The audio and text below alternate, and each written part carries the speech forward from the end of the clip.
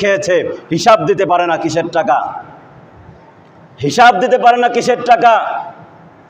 আমার চেনে আছে, আমার জানা আছে, ক্ষমতার আগে এমন ঘর ছিল যে ঘর দিয়ে বৃষ্টির পানি পড়তো।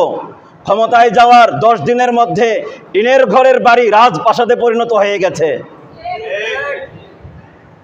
টিনের ঘরের বাড়ি রাজপ্রাসাদে পরিণত হয়ে গেছে। তাদের বিরুদ্ধে কোনো কথা বলা যায় না। এদের বিরুদ্ধে কথা বললেই, এদের বিরুদ্ধে আওয়াজ তুললেই হাতের কবজিগুলি কেটে দেয়। নিউজ ভাইরাল হয়েছে। আল্লাহু আকবার।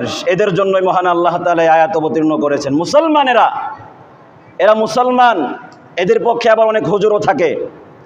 এদেরকে কিছু হুজুররা বাবা বাবা করে, বাবা বাবা। এদের পক্ষে কিছু হুজুর এমন আছে যে এদের বাড়িতে গিয়ে দোয়া করে, মিলাদ করে, এদেরকে মনে করে সমাজের সবচেয়ে পবিত্র মানুষ।